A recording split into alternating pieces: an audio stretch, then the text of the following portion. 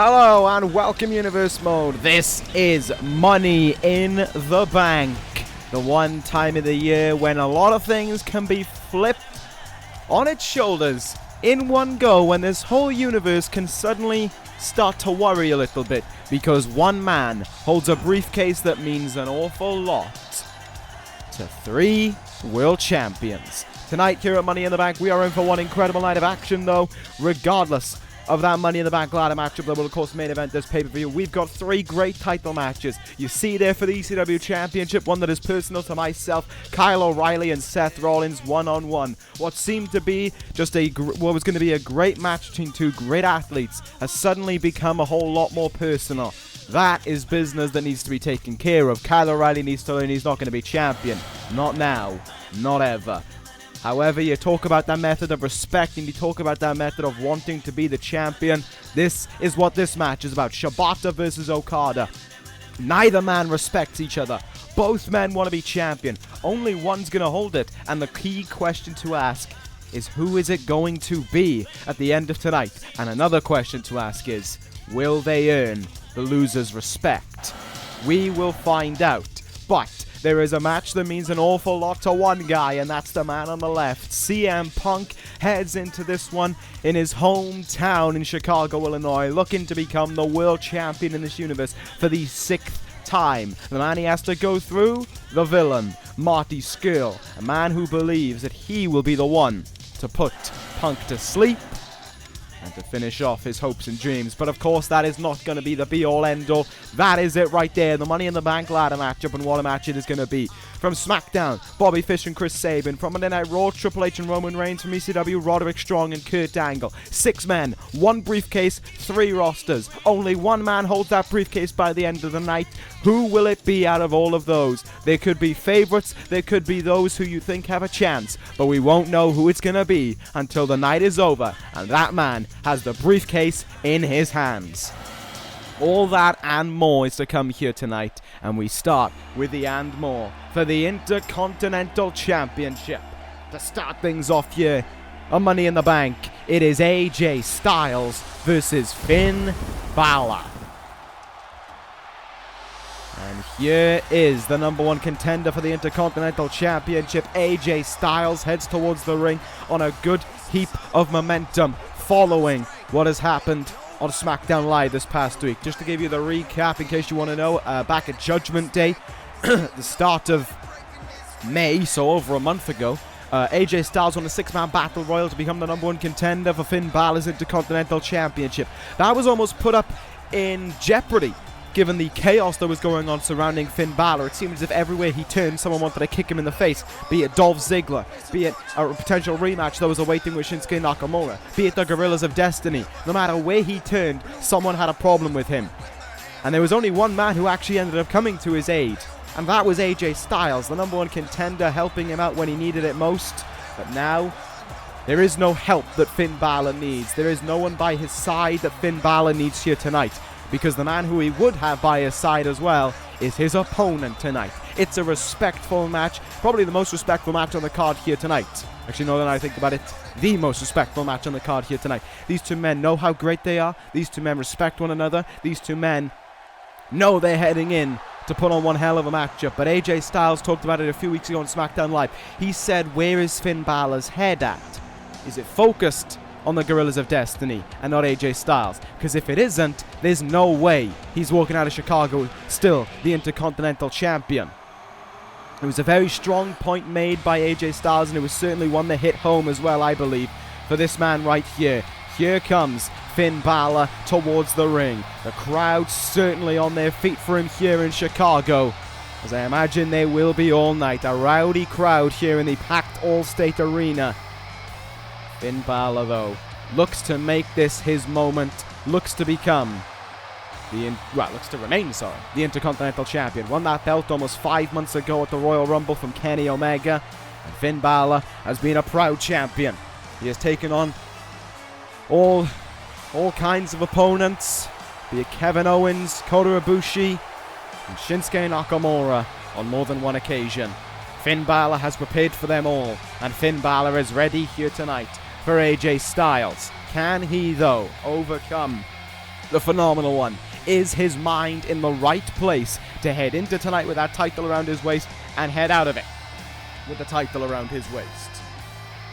There's only one man who really knows the answer to that one, and that is Finn Bálor. We can guess as much as we want, we can estimate as much as we want, we can make we can make hypotheticals, but we don't know. We may not know, but we may also know. By the time Finn Bálor gets in the ring, it may be obvious that his mind isn't where it should be. He could be getting dominated by AJ Styles throughout this matchup. If that is the case, then we know that his mind isn't in the right place. We just know that that is the case. We talk about a way, though, to get this crowd up on their feet very early on here tonight. I think they have found the perfect way to hit that. You know, they found the perfect chord to strike, shall we say, that will get the people on their feet here tonight and get them cheering on the action that is in store for the rest of the night. Who is going to walk out of this one the Intercontinental Champion is the big question. AJ Styles has achieved an awful lot within this universe. A Grand Slam champion, former United States champion, former world champion on just the one occasion, I believe.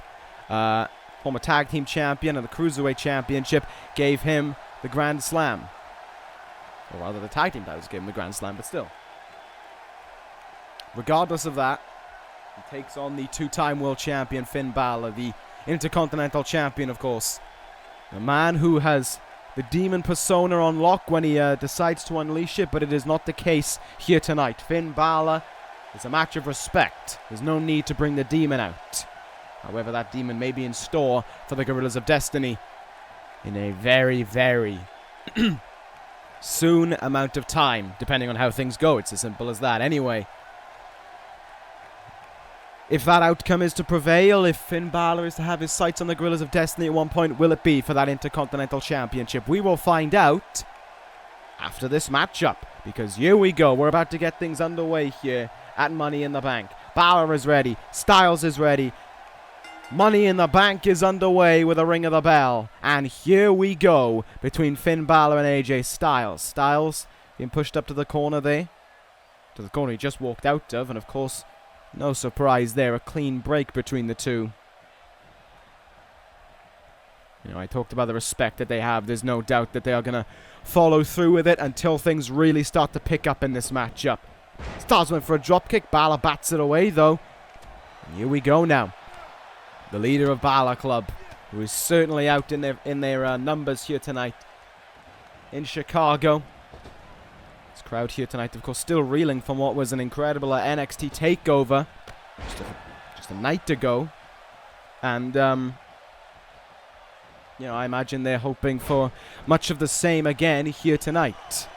Went for some kind of maneuver there, so I did Finn Bálor, but AJ Styles looking for a back suplex. Finn Bálor flipped out of it and hit his own back suplex there. Very nicely done. That back and forth element by both men as things get underway here. Finn Bálor now from behind. German suplex to AJ Styles. Early bridge, looking to see what the threshold maybe for AJ Styles is. Styles came over to SmackDown Live in the supplemental draft following. You know, it was almost perfect timing for AJ Styles following his final failed attempt at the ECW Championship. It was like there was nowhere for Styles to go on ECW. SmackDown Live took him, and now here he is. Some 2 months after his dismay at WrestleMania, fighting for the Intercontinental Championship here tonight. 6 title matches, including this one on tap and that Money in the Bank ladder matchup. Boy, what a night it is, as Finn Bálor connected there with one hell of a basement drop kick to AJ Styles. Goes into the cover, but took a little while to go for it. Might have been a on-the-fly decision there by Bálor. Certainly a portion of the crowd cheering Finn on. 100% we know that AJ Styles supporters are in the crowd as well, just from the reaction he got. This crowd could very much be a 50-50 split between the two. Look at this now. AJ Styles loading up the phenomenal blitz here to Finn Bálor and brings him down. I said, of course, these two men being aligned with one another, that was over the Gorillas of Destiny. AJ Styles was victorious over Tama Tonga this past SmackDown Live while Finn Bálor watched at ringside and cheered him on. And I wonder, because Finn Bálor wasn't clear to compete on SmackDown Live, but of course he was at Money in the Bank, is there still that worry within Finn Bálor that he's not at 100%? He had steel chair smashed into him, so too did AJ Styles though. But the chair shots put him out of commission, and oh, brilliant escape of the Ushigoroshi there by Finn Bálor. But to the point I was trying to make, I wonder if it has, put him off in any sense. Certainly doesn't seem as if it has. Finn Bálor is going with as much athleticism and as much poise as he usually has. Great splash there, but only a 1 count. When Finn Bálor goes to the top rope, there is no doubt that there's got to be a bit of worry in his opponent's mind that a coup de grace could be on its way. Finn Bálor now preps. AJ Styles back up against the ropes here. He's prepping himself up for something big here. Finn Bálor going to fly up and over onto AJ Styles. Take a look at that. Great flight there from Finn Bálor. AJ Styles is essentially his crash mat. And Finn Bálor now certainly riling himself up. A lot of big moves hit that could help him on his way towards retaining that Intercontinental Championship once again. And heading into the summer, looking to break the record held by Bobby Fish for the longest reigning Intercontinental Champion. Double knee gut bust there by Bálor, but you see him reeling a little bit. He has taken some stiff offense, but he's also dished some out. And maybe with how quickly he's been dishing it out, that is put a little bit of trouble in him there, and AJ Styles quick to turn the tables there. Discus clothesline. And now the phenomenal one wants to be in the driver's seat. What a drop kick there. Let's see what he has in mind. Went for the knee drop there, and Finn Bálor moved out of the way at almost the last second. Nothing Styles could do to stop himself. Impacting with the mat. Single underhook suplex now. Finn Bálor all fired up and ready to go here. AJ Styles is in a lot of trouble. In the turnbuckle. And face first into it as well. Finn Bálor goes for a quick cover. He's hit a lot of moves. AJ Styles on the ropes there, and the referee, don't know how he didn't notice it. Finn Bálor, though, with a great bit of respect to his opponent. He got out of the pinfall there, as you saw. He broke it. He stood up on his feet because he saw the rope break, and he wasn't willing to win in that fashion. Tremendous respect from Finn Bálor. Chops now lighting up the chest, though, of AJ Styles, as he was taking too long to think about what was next there, and AJ Styles made him pay for it. Finn Bálor now the one by the turnbuckle. Reverse DDT brings down the Intercontinental Champion now, and AJ Styles going to look for that knee again, maybe. This time he gets it in the face of Finn Bálor. Certainly a very even playing field here to kick things off tonight. Neither man's really excelled. You could say that Finn Bálor's had the bigger move, but he hasn't been able to capitalize on it. AJ Styles still fighting back here. Forearm from the second rope. Finn Bálor decides in his best interest to try and create separation, maybe. Create some breathing room behind the ropes, and we're going to go outside here. AJ Styles going to keep himself on the apron. Is he thinking up something big here? What is going through the Phenomenal One's mind? AJ Styles running Hurricanrana from the apron. Absolutely incredible there from Styles, but it's Finn Bálor who returns him to the ring. Bálor now up on the top rope as AJ Styles gets up to his feet. Misses the drop kick though. What a counter by AJ Styles. Styles going to stay on the money. Here we go now. Misses the first time. Gets it the second time. Ushigoroshi from Styles. Into the cover for the title, and Finn Bálor kicking out early on. Oh, but he might not kick out of this one. AJ Styles in prime position. Phenomenal forearm. Will that be the move to guarantee AJ Styles the Intercontinental Championship for the first time in his career? He covers Finn Bálor. 1, 2. Bálor kicks out at 2. AJ Styles can hardly believe it.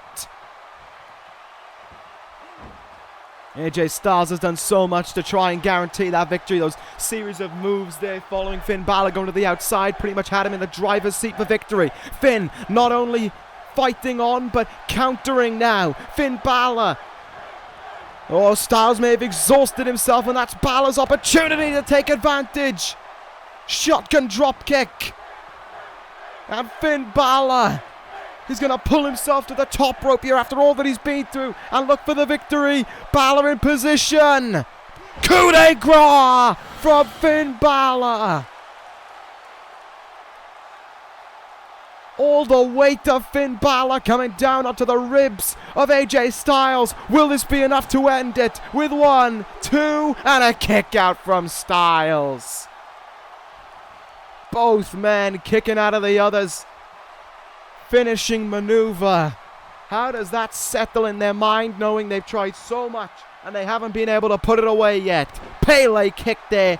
Fireman's carry, Pele kick from Finn Bálor. He is trying so much to retain that title right now. He is resorting to the strikes here. But AJ Styles can hang with him in that regard. Styles has him up in the air. Oh, that's beautiful transition into that neck breaker. AJ Styles bringing Bálor towards the middle of the ring, away from the ropes as he goes for a cover here after everything both men have been through. I think AJ Styles hoped that would be enough, but it certainly wasn't the case. Styles now with an elbow in the back there of Finn Bálor. Targeting the arm, not really too sure what's that about. Maybe just trying to shut down those strikes that Finn Bálor was starting to bring out to the table. AJ Styles now, pump handle, gutbuster. This could be going on those ribs that were attacked by the Gorillas of Destiny some week and a half ago. AJ Styles, lion salt there. He's going for it all. AJ Styles putting together, conjuring up something big to try and close out right now, to try and hold on to that title. But there's the reversal. Gut-wrench suplex there from Finn Bálor. The strikes are still alive within the Intercontinental Champion. What a match this has been so far. In the turnbuckle, quick strike there from Styles. And a chop that will light up the chest of any man. Styles now in position though. Ready. He got the Usigoroshi again. AJ Styles could be on his way to the title. Cover. 1, 2. Kick out again. And AJ Styles can't believe it. This crowd trying to will Finn Bálor on one last time. Trying to side with the Intercontinental Champion. Bálor slow. He's getting up to his feet slowly. AJ Styles are going to keep him down. Styles now brings him in. Is he thinking for no? Oh, he wasn't thinking Styles Clash. Powerbomb drills him down and puts him in a prime position for AJ Styles to go again. Attempt 1 didn't finish the job. Will attempt 2. AJ Styles, phenomenal forearm. A better angle of it there. Forearm in face, no doubt about it. AJ Styles got all of it. He covers Finn Bálor. 1, 2, 3. AJ Styles is the Intercontinental Champion. He has done it. 2 months ago, he failed in his last attempt to try and be ECW Champion. Tonight, AJ Styles is the Intercontinental Champion. Congratulations to the new champion, AJ Styles, but let's not forget how incredible, how phenomenal that matchup was. Wow. They put it all on the line here tonight, but it's AJ Styles who walks out as the Intercontinental Champion. Props to both guys, though, for one hell of a contest. And that was only the first match of the night. Jesus, we're in for one hell of a contest. One hell of a show, even. But it is ECW's time to go at it now. And yes, I know we just saw the Intercontinental Championship, but coming up next is going to be the United States Championship. But we decided to go with our not as highly regarded title, shall we say. we didn't go with the ECW Television Championship. It's going to be the Cruiserweight Championship up for grabs here tonight. Cedric Alexander against Zack Sabre Jr. for that title. Alexander won a 6-man battle royal this past ECW to become the #1 contender against the new champion, Zack Sabre Jr., who has only held that belt for 2 weeks. Won the belt off of Austin Aries at Living Dangerously just 2 weeks ago, and that was pretty much one of the main reasons why it was so hastily put together, this title matchup. Because we only had 2 weeks from Living Dangerously, which was without a doubt the best brand exclusive pay-per-view probably ever, I'd say. Anyway, here comes the new Cruiserweight champion, looking to make good things happen on his first title defense. He heads into tonight prepared and ready to hold on to that title that he worked so hard to get. He made Austin Aries tap out to orienteering with Napalm Death at Living Dangerously, and he's probably going to look to do the same here tonight to Cedric Alexander. It was a tough contest for Sabre Jr. to become the champion, but he's had a 2-week rest period. You know, he's had 2 weeks to recover following that matchup, so there's no doubt in my mind that Sabre Jr. is not 100%. Cedric Alexander, of course, won that 6-man battle royal, and in the final 4 of the matchup, he eliminated the other 3 of them in the ring, which was something that I don't think can be, looked over in any way. That was special from Cedric Alexander. More than earned him this opportunity here tonight to be the #1 contender to the Cruiserweight Championship. However, I just talked about how much Sabre Jr. fought to become Cruiserweight Champion, and how he won't want to let himself, the British Empire, and more importantly, its leader, Neville, down here tonight. Cedric Alexander knows what he's got to do to become Cruiserweight Champion, and I do wonder if he has it within him. Alexander's only been on the ECW roster since just after WrestleMania, just after the supplemental draft, when he got the call-up from NXT.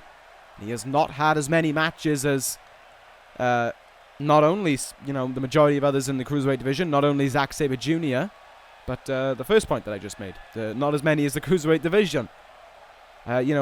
You look at the likes of Austin Aries, who have certainly had more matches. We've been seeing some other people getting some matches around there, some other opportunities, and that may regard maybe inexperience, and especially on a grand stage like a pay-per-view. Are there any nerves within Cedric Alexander? He didn't compete at a takeover when he was in NXT. So are there nerves within Cedric that could bring about problems for him?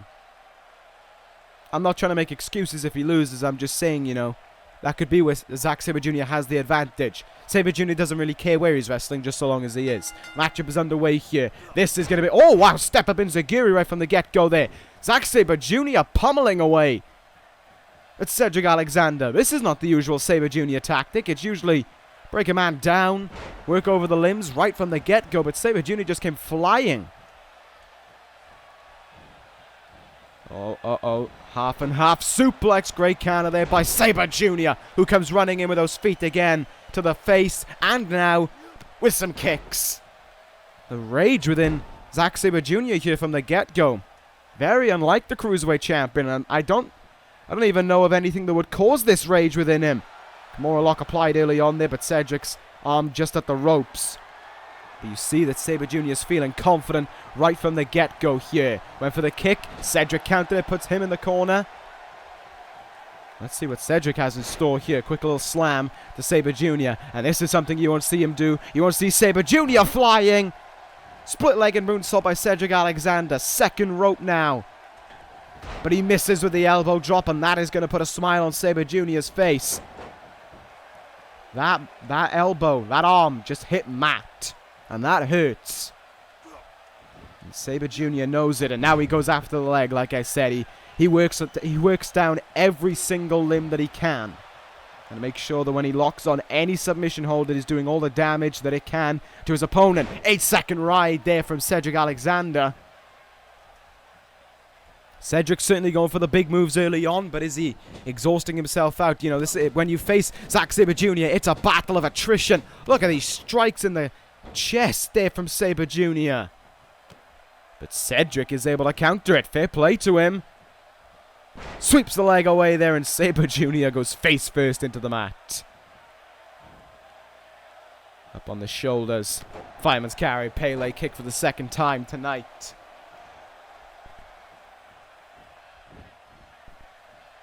Just wondering what kind of game plan has Cedric thought of. He's only had a few days. Both men have only had a few days to study the tapes of their opponents, but what have they been thinking? What has run through their mind when they've been going through the tapes? What have they noticed about their opponent? Sabre Jr.'s game plan will always remain the same when it comes to anyone in the Cruiserweight division. Take away the limbs, take away the speed, lock in that submission hold and know that they're going to tap out. But what is Cedric's for a technician like Sabre Jr.? How do you avoid those holds? How do you make sure that you're not going to be in trouble? It's tough to know the true answer, to be fair, and look at the strength of Sabre Jr.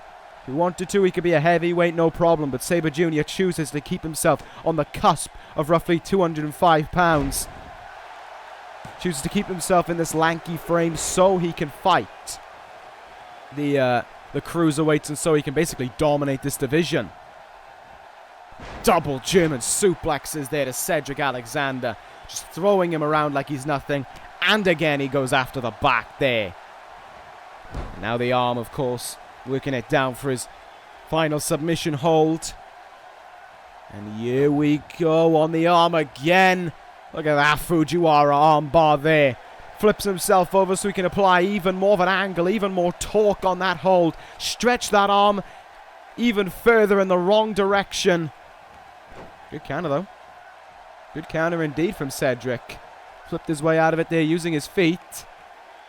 Downward spiral there sends Sabre Jr. face first into the mat. Cedric Alexander feeling something here. Oh, but Sabre Jr. does a great job of stopping it. Cedric doing his best to fight back, though. Fair play to him. Northern Light suplex there. Could that help him become Cruiserweight champion? Oh, it almost helped him. It almost made him become Cruiserweight champion. 2 count there. Cedric up on that second rope. You can certainly hear the crowd here cheering him on towards that title. Forearm from Cedric. And now he too will go out to the apron. What does Cedric Alexander have in mind right now? Is he thinking maybe that springboard clothesline? Cedric going to look to fly. Going to look to hit it. Oh, he grazed him. He grazed Sabre Jr. And I think he did a lot of damage to his arm as well on that one. Certainly hitting a lot of mat and not a lot of Sabre Jr. But it might not matter. Oh, lumbar check is counted. Kick in the leg. Tiger suplex by Sabre Jr. That was smart from the champion. And now here he goes. Has him up on his shoulders. Knee into the chest, akin to the go to sleep. And a pay. Oh. And a running kick to follow up after it. But Cedric is willing himself up to his feet here, but that may have not been his smartest decision. He may have been trying to show his heart and his fight. And that could have been his undoing mistake there. Oh, is he thinking it? He's in the middle of the ring. He might be thinking... No, he grabbed the head there. Might have been... I thought he was going to plan for the submission hold, but he didn't get it. Capture suplex now, and Sabre Jr. rolls out of the ring. The strength there from Cedric after everything that has been done in this matchup. On the apron now is Cedric, but he turned his back for a second too long. And that back that Sabre Jr. has been targeting within this matchup as well just went into the apron. But it is Cedric bringing him back into the ring. It is Cedric who feels an opportunity. Whoa. Look at the agility there of Sabre Jr. Middle of the ring now, if he's going to lock it in, and he most certainly is. Transitions over. There's the arm. There's the leg. Orienteering with Napalm Death applied. Cedric Alexander can't crawl to the ropes. He's only got one side of his body that he can use. He's nowhere near those ropes, and he has no choice but to tap out. Zack Sabre Jr. does it again and defends his Cruiserweight Championship for the first time in his reign. The British Empire are going to be pleased with that one. Neville, if he's backstage, is going to be pleased with the performance there from his man. Zack Sabre Jr. remains the Cruiserweight Champion here. He said he was here to dominate the division after living dangerously, and he is holding true to his word. The big question that has to be asked is who could possibly be next in this division for him. Cedric Alexander is a bright future, I think, and still has a chance of holding that belt in the future. But, you know, you look at it in the here and now. Who can take that belt away from Sabre Jr.?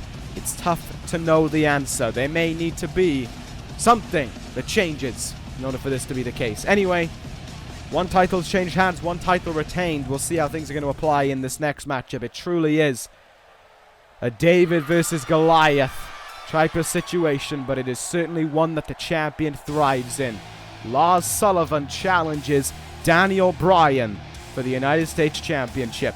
And what a shame it is that my co-commentator and Raw General Manager Dara Ronaldo could not be here tonight to witness his best friend in his first ever one-on-one title match.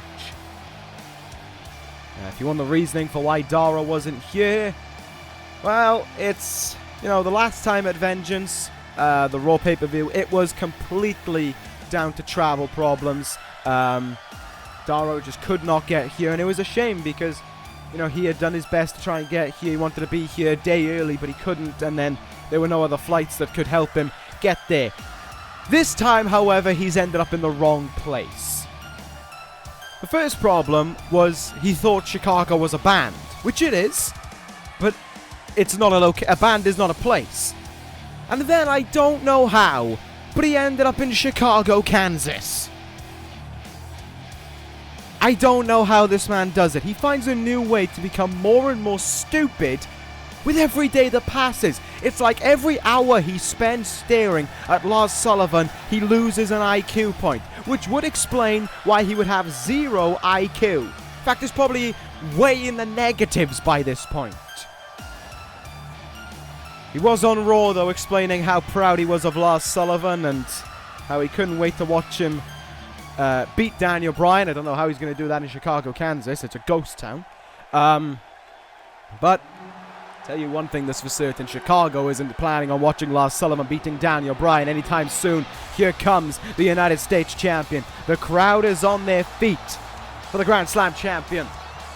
The crowd is on their feet for Daniel Bryan here tonight. The only man in the entirety of this universe to have spent all of it on one roster. Daniel Bryan's been here since the very first day of this universe, and he has spent it all on the Monday Night Raw roster. He has won every title there is that he can win on Raw, at least twice.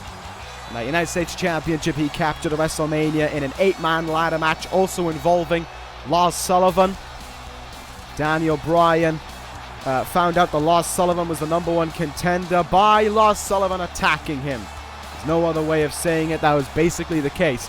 Lars Sullivan beat Jay Lethal, but that was not it. Instead, he went backstage one night on Raw and attacked, brutally assaulted Daniel Bryan, powerbombed him through a table, and hit a freak accident through it as well. Daniel Bryan comes into this matchup prepared. Like I said, this is David and Goliath, but Daniel Bryan thrives in these situations. He has taken on so many of these guys before and been able to not only survive, but thrive. It's pretty simple. So in that regard, does Lars Sullivan have what it takes to be the champion here tonight over this man? You can just hear it already in this arena. They are 100% on Daniel Bryan's side. This is never, and this is not, and nor would it ever be, a Lars Sullivan crowd. That would entail that Lars Sullivan visits Dara Ronaldo's house, which has him and pictures of them two together. I would imagine. I do not ever want to visit that house. Nevertheless, the United States Championship is on the line here tonight. Lars Sullivan, will he capture his first piece of gold? Will he make Dara Ronaldo the happiest boy on the planet? Or is Daniel Bryan going to do us all proud and retain that title here tonight? Like I said, one has changed hands, one has remained. Whether or not that makes a difference, though, I mean, I don't really believe that it can do sometimes, but I don't think it will. You know, it's all about the will to be a champion. It's all about that fight. Stats are great, you know, to look at, but statistics don't win a wrestling matchup. One of these two men, though, most certainly will. Here we go. Daniel Bryan took a hefty run-in from Lars Sullivan at the start of this matchup, and that could, you know, cause problems for him. Daniel Bryan's been in this situation so many times before that I don't think, he needs to wonder through his mind how he's going to be victorious. I think he knows what he has to do to beat Lars Sullivan. I think he's done it before as well. So, I think Daniel Bryan will be just fine in that regards. Bryan's been a strong United States champion thus far, as I said, already facing Jay Lethal at Vengeance in what was a great matchup. And one that resulted in a great ending as well, with Daniel Bryan being victorious. Let's hope that same ending comes true here tonight. Quick cover by Lars off of that kick in the back, and Daniel Bryan letting him know how tough it's going to be the champion. Kicking out right away there, and here goes Bryan now, responding with strikes to Lars Sullivan. Winding up a big kick, and Lars moved out of the way of it. Bryan countered him. Looking for a neck breaker, and he gets it. One thing, of course, that will trouble Lars Sullivan is that he doesn't have the wrestling mind, I believe. He absolutely has the power mind. There's no doubt about it. But he doesn't have the wrestling mindset that Daniel Bryan has. Daniel Bryan could be thinking 2, 3, not moves, but minutes ahead in this matchup. Lars Sullivan just seems to use his power and then be like, okay, this next. Like right there. Full Nelson slam to Daniel Bryan and a cover right after it. Hoping it'll be enough to be champion. I'll give Lars a little bit of credit. Every time he goes for that cover, he is making Daniel Bryan exert more and more energy. There's no doubt about it. When you have to, when you have to kick out, when you have a 300+ pound man pinning your shoulders down to the mat, it's going to take a lot of energy out of you. Tilt-a-whirl, neck breaker. Lars just uses his power, though, to get himself out of it. Lars Sullivan now. Suplex with ease. Probably could have done that one-handed. Elbows to the shoulders once again there of Daniel Bryan.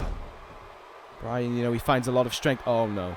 Oh, this could be a big problem for the United States champion. Diving headbutt. Daniel Bryan knows how to execute that move, and he knows how to get out of it as well.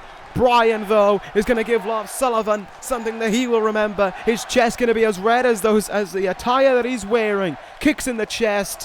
One in the head. Sullivan could be dazed. He could be down. Bryan prepping himself up and looking to close things out fairly early on here. Bryan going to look for the running knee. Sullivan bats it away. And a huge, heavy punch brings the champion down. Slam maybe. No. Counter by Bryan. Trying to take away the limb there a little bit from Lars Sullivan. Oh, but just run him down, did Sullivan. He's going to go up to the top rope again here. He missed with the headbutt, but will Sullivan have something else in mind? Up on that top rope. Oh, my God. A knee in the chest there of Daniel Bryan. Oh, no. Oh, no. Oh, no, no, no. No way. It's not going to happen. Freak accident by Lars Sullivan. He covers Daniel Bryan. Is this it? There's two. Kick out by Bryan. And his hopes of being champion stay alive. Oh, thank God. But, if Lars wins here tonight, God will never hear the end of it. Daniel Bryan, though, trying to fight back with everything he has. Trying to use what has made him one of the all-time greats. What has made him so loyal to Monday Night Raw. One of the favorites anywhere you go, not only in this country, but on the planet. Bryan starting to fight back here against Lars Sullivan. Throws him into the turnbuckle. Here goes Bryan now. Wound up and ready to go. Flips over Sullivan. Bryan ducks the clothesline. Oh, but Sullivan ducks the elbow and clotheslines him down. I don't know how Sullivan did it there, but he had the mind to counter out of it. But again, Bryan in and like a vice grip there with that reverse DDT. Sullivan goes outside of the ring now. This certainly plays into the hand of the Freak. And you can hear the crowd cheering Bryan on now, and he's going to need it. He's really going to need it, because he's in huge trouble out here. Lars Sullivan, powerbomb on the apron, and then into the side of the ring.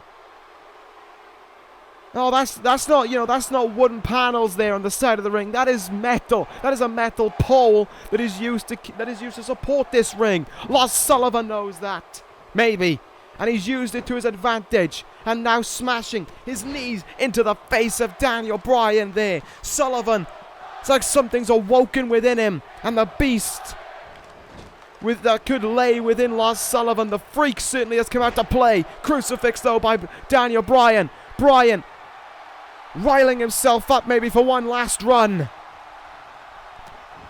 That burst of energy, that next gear in Daniel Bryan, we never know where he gets it from, but it's out here again. Dragon Sleeper on Sullivan. Will Lars Sullivan submit here?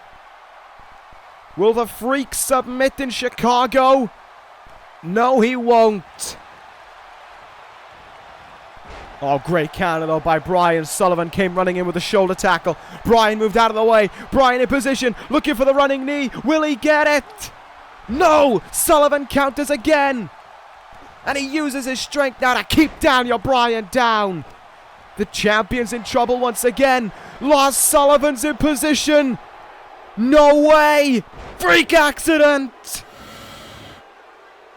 A freak accident to Daniel Bryan, and this crowd is suddenly stunned in silence.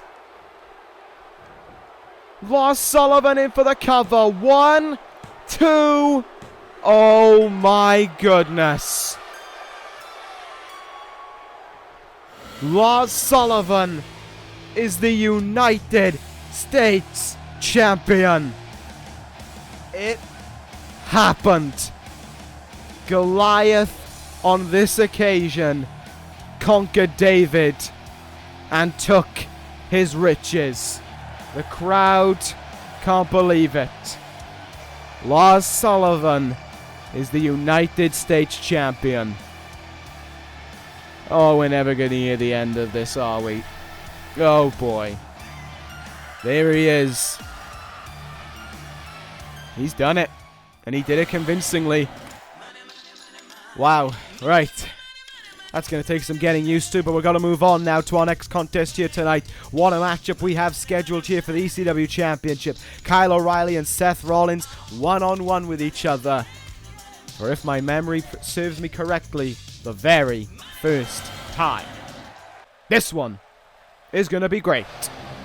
This one's going to be a damn good one. Here we go for this one. Kyle O'Reilly heads towards the ring, and the Chicago crowd certainly got to their feet for him. O'Reilly has achieved a lot within this universe. Former tag team champion, but the biggest achievement that he has ever had, I believe, and I think he can attest to this. Not only was he the man to beat his long-term rival Bobby Fish for the WWE Championship at SummerSlam last year, but he ended the longest reign in the history of this universe at 390 days. Kyle O'Reilly now looks to do the same here tonight with Seth Rollins' reign. Rollins is 2 months away from reaching 1 year as champion. But Kyle O'Reilly wants to make sure that he doesn't reach day 365. This all came about just, well, the show after Living Dangerously, when Seth Rollins said that he had a #1 contender planned and he knew everyone would like it, and we most certainly did. I will say that right now. Kyle O'Reilly came out as the #1 contender, and he said he'd let his actions speak for itself, and he most certainly did that on ECW. He beat Neville right in front of Seth Rollins, and then following Rollins' victory over Tyler Breeze, he came out, locked in Armageddon, and the show ended with Rollins tapping out. I said on ECW, not now, not ever. Rollins will not tap out here tonight. Rollins will not lose the ECW Championship here. This is day 302 of the greatest title reign of all time, with the greatest wrestler of all time holding the belt that belongs to the greatest brand of all time. Seth Rollins hasn't put a foot wrong as champion. He didn't put a foot wrong at SummerSlam when he got rid of Diamond Dallas Page and gave ECW the reward that it was rightfully deserving. He didn't put a foot wrong against Roderick Strong, Bobby Roode, Baron Corbin, Samoa Joe, Drew McIntyre, AJ Styles. And most recently, he didn't put a foot wrong against Kenny Omega. He beat Omega for the ECW Championship. He held on to that belt. Everyone said that it was Omega's time. Rollins showed, nuh-uh, that ain't the case. Seth Rollins, still the champion, when he left Living Dangerously, still a champion when he came into Money in the Bank tonight, still the champion when he leaves Chicago here tonight. Seth Rollins will always be the ECW champion, and nothing will change that. Kyle O'Reilly can try and play spoiler all you want. Great, you did it at 390 days. Congratulations. Bobby Fish is one of the best. There's no doubt about it. What a feat you achieved. But get it through your head, O'Reilly. Bobby Fish is one of the best. He's not the best. Seth Rollins is. You may be talented. There's no doubt about it. I can't argue with that. But you're not Seth Rollins. No one is.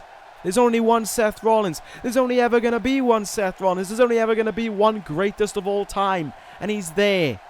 302 days as the ECW champion. The longest reign with that title. The third longest reign in the history of this universe. First being Bobby Fish. Second being Seth Rollins as WWE Tag Team Champion at 355 days. Rollins has come close to that heartbreaking feeling of reaching 1 year and having it stripped away from him. And it's not happening here tonight, O'Reilly. You may well say that your actions will speak for yourself. You may have well got lucky with that tap out on ECW. But it's not happening tonight. Mark my words. We are underway here between these two men. And now we see if O'Reilly can put up or shut up against Seth Rollins. This is a very close match. Being the general manager of the A-Show ECW, this match means an awful lot to me. It means a lot to me that Seth Rollins holds on to that title again. But he gets closer to reaching day 365 and then day 391 to break Bobby Fish's record and to be the man. O'Reilly, of course, as I said, he's played spoiler once and he wants to do it again. Counter there by O'Reilly. Drop kick to the champion there early on.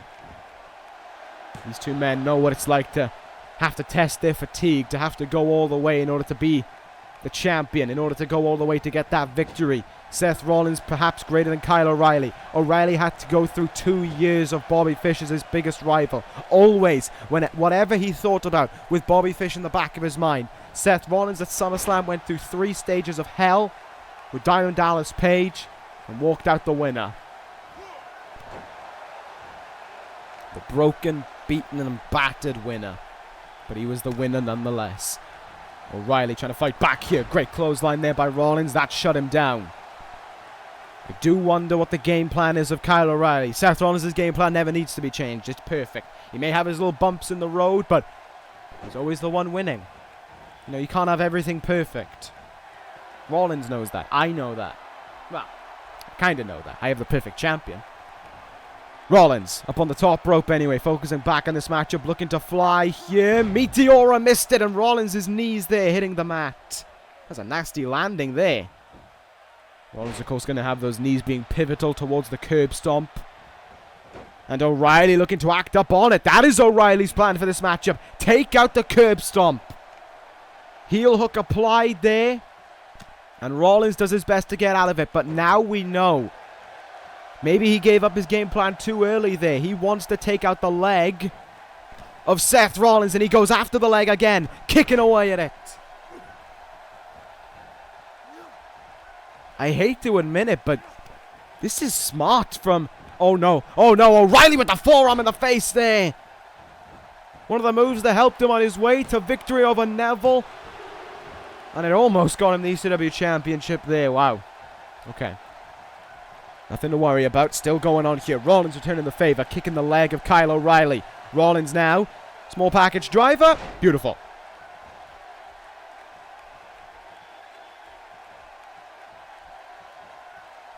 Seth Rollins now has Kyle O'Reilly in the turnbuckle, but O'Reilly stuffs out there. Big boot in the face. Great strength there for him to have him up. Torture rack. Oh, backbreaker.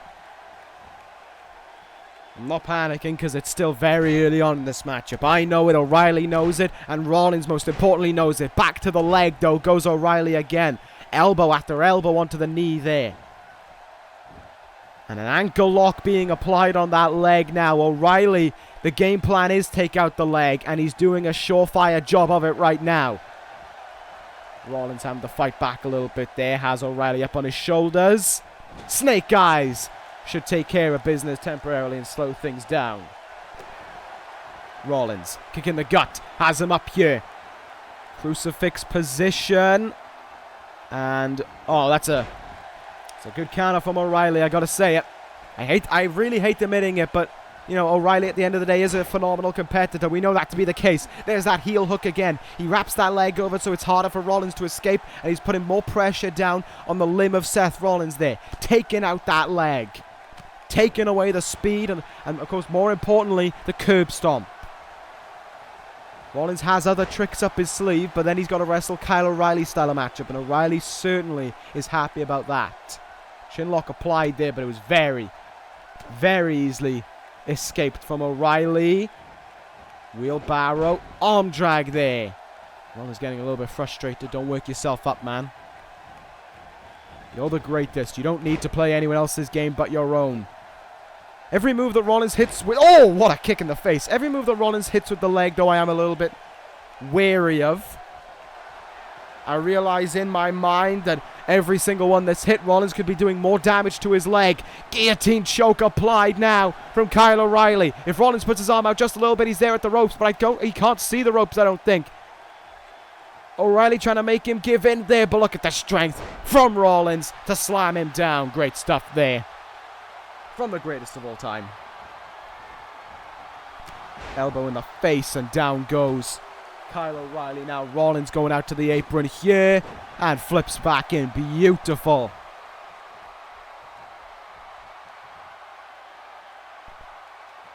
What will we see now? Seth Rollins slowing things down a little bit. Perhaps, you know, taking the steering wheel and guiding this thing. Also got control of the pedals, of course, so he can dictate how much speed is going into it. That's good, though, from Rollins. Don't let the match get away from him.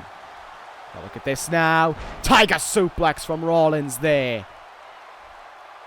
Rollins remembering what happened on ECW right now, and it is leading him on here towards this matchup. It is guiding him in some ways towards this stronger performance against O'Reilly that we're currently witnessing. Counter there from Rollins and Skywalker, but he can't capitalize. Rollins is down.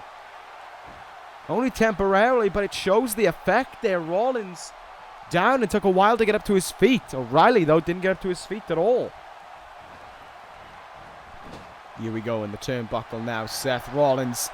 This is going to hurt O'Reilly. Buckle bomb from Rollins there. Now O'Reilly has to think about what he does now. Can he do anything now? Nope. But he can take the 3 count. Rollins. Curb stomp. And it is over. Busted open and all. 1, 2. Excuse me? Rollins, what just happened? That wasn't in the game plan. Oh, good God. Kyle O'Reilly kicked out of the curb stomp, but 1, and this one's continuing on. Rollins from up high. Crossbody. Oh, my God. O'Reilly rolled through it like it was nothing. Puts him up on his shoulder. Into the turnbuckle. Running power slam from the former WWE champion. Where the hell does he find this in him? No. Rollins, please. Not again. No. Armageddon's applied. Not tonight. Don't tap out. Get out of it, Rollins. Please, man. Get out of this hold. Don't tap out. Think of the glory. Think of the title. Think of that 1 year. Yes. Rollins escaped the hold. O'Reilly put a lot of energy into that one, that's for sure. Rollins going for an immediate cover there, but work on the arm has been done. Work on the leg has been done in this matchup as well. How much more can Rollins give? His limbs have been targeted. But he ain't giving in. No, he would never give in.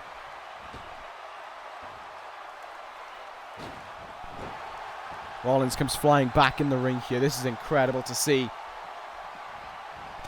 And yet people act like Rollins isn't one of the greatest of all, isn't the greatest of all time. I just don't see it. When you witness, oh no. There's that forearm in the face from Kyle O'Reilly. He's going after the leg again now. That ankle lock applied once more. Locking it in on Rollins. Trying to take away so that another curb stomp won't be on the cards. Rollins, though, getting himself out of it. Good stuff from the champion. The wheel has been turning so much in this match that it's been difficult to keep track of the road that one of them wants to go down. Rollins from up high. Back superplex. And both men felt the effect of that one. Both men reeling. Only one can capitalize, and that's Seth Rollins. He turns over O'Reilly into the cover to be the man. Ah. And O'Reilly kicks out again. Back suplex, maybe. No, O'Reilly gets himself out of it. And O'Reilly now brain buster to Rollins. What else are you going to do? He's going after the leg again here. Those elbows into the knee. O'Reilly taking everything away from Seth Rollins right now. He has worked on the limbs so well. As much as I hate to admit it, he most certainly has. And look at this now. Pressing one of Rollins' legs against the other. That is agony for the champion. And now a kick in the leg again, but Rollins able to fight back there. Still hanging in there as the champion. Michinoku driver. Will this be the move to bring him closer to 1 year? It will not. O'Reilly rolls out to the apron there. Rollins just, don't risk it. It's not worth it. I think Rollins knew it. Gets down off the apron there. Counter from O'Reilly. Forearm in the face. And a knee in the ring there. Seth Rollins' own move used against him. God, sometimes you just got to try and take away from the greatest, don't you? Strike shear being inflicted from O'Reilly. Countered by Rollins and a dragon screw. Finally, Rollins returning the favor a little bit. Yes! That is what I'm looking for within Seth Rollins. That natural fire that he possesses. That desire to be champion. And he's going to do it here. Here's looking at you, chump. Powerbomb cutter. So much strength needed, especially in the legs, to execute that move. And O'Reilly kicks out. Rollins has got to be close. Rollins is super close. Rollins is going to do it right now with a kick in the gut. A big time run up and a curb stomp. This time, 1, 2, 3. Seth Rollins, you are 63 days away from making it happen. You are 88 days away from being the man. Rollins retains again. O'Reilly's hopes and dreams dashed. Not now, not ever. Would you believe it? I'm right again. Why does everyone still go against me when it comes to Seth Rollins? 10 months now. Come on. It's getting a bit tedious at this point. Rollins retains again anyway, and that is something that I am more than proud of. But we're going to move on to our next contest. We saw in that matchup the striking. Well, this one is just going to blow that one out of the water in terms of its striking. Here are two men who have no respect for one another and look for the same thing, the WWE Championship. Shibata against Okada. Okada offered respect. Shibata wanted none of it. Too little, too late in the eyes of the wrestler.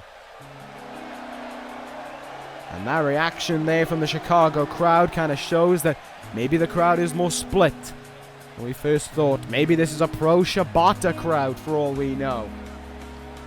It all happened one many weeks ago, really. I don't know where I was going with that. Okada, following his title defense at Judgment Day, said there are so many great talents to look after this brand and guide them to the future. He named AJ Styles. He named Finn Bálor. He named Shinsuke Nakamura. He didn't name Katsuyori Shibata. And Shibata realized that. And he took offense to that. Shibata coming out a week or two later and saying that. You named all those wrestlers. You didn't name me. In that moment, Shibata lost any and all respect he had for Okada, and there was only one way that he was going to send a message to Okada that he should be respected, that he should be named, that he is one of the people to guide SmackDown into the future. And that was by challenging Okada and taking the title away from him. And it happened. Okada came out to the ring, stared him down, and the match was made. The match was set for tonight. Okada tried to show respect to Shibata. Following Okada's victory, I believe it was, over Kevin Owens on SmackDown Live one week, Shibata came towards the ring, stared the champion in the face, and Okada offered a hand. Shibata slapped it away. Too late for respect now between these two. There's only one thing that matters to them most, and that is being the WWE Champion. And we saw that the respect certainly has its problems. That there is no respect, and these two 100% have problems with each other on this recent episode of SmackDown Live.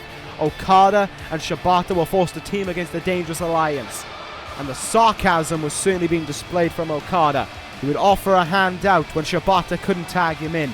He would offer a hand out when Shibata was on the other side of the ring, when Shibata was down on the mat.